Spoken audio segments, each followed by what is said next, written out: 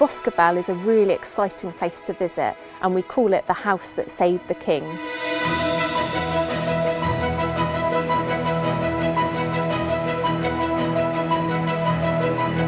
Boscobel is hugely significant because it was here at Boscobel that an amazing story happened during the Civil War, which had been raging for 9 years in England. King Charles II was defeated at the Battle of Worcester and literally had to flee for his life. Charles II hid both in the house and then also in this oak tree in the field outside, which is now known as the Royal Oak. I think it's just amazing that if he hadn't hidden here, he wouldn't have then later escaped over to France and been crowned King of England. The work that we've been doing at Boscobel will help to benefit future generations of visitor. At English Heritage, we want to bring history to life, and we've done that at Boscobel in several different ways. Hide and seek is the theme here at Boscobel House.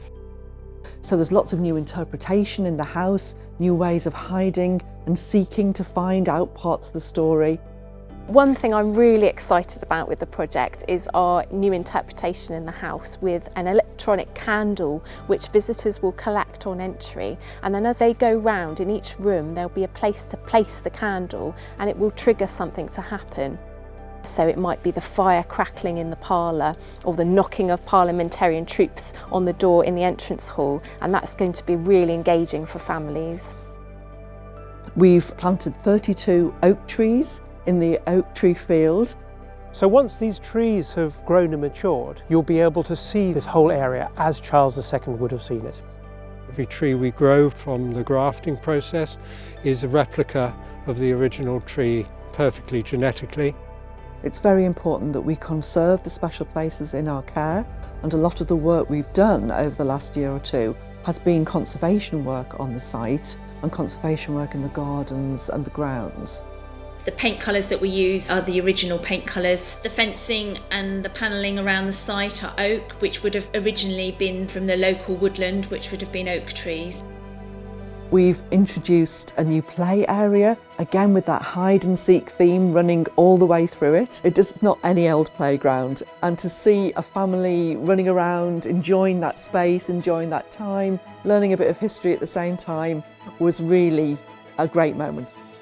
It's not just the story of the king, it's very much the story of ordinary people and their lives and work at Boscobel. This was a really prolific dairy farm during the Victorian period. The forest was cleared and it was full of animals and dairy, a lovely, almost idyllic Victorian scene as a farmyard here. Part of the history of Boscobel which hasn't been told in our visitor experience in the past, and that's a part which we're really bringing to life, especially through the costume characters which will be wandering around Boscobel. Interesting stories that have come up have been around the Victorian farm, and when you look around the buildings that we've got on site you realise how big a landscape they were farming. So the aim of this project was to bring Boscobel to life, literally, by reintroducing the lost farm animals. We'll enable our visitors to really experience the Victorian farm. We've decided to introduce Tamworth pigs, Ryland sheep, Shropshire sheep, ducks and chickens to recreate that farm setting. It's becoming a day out for all the family to enjoy, to find out its many secrets and just to relax, have a nice time with the children and a nice cup of tea and a scone in the tea room afterwards. We are really excited for people to come back and see what we have on offer here. The new play area, the gardens that have been restored, the animals, our new interpretation scheme. It's really bringing Boscobel to life. And you can come here and you can stand literally where history really happened.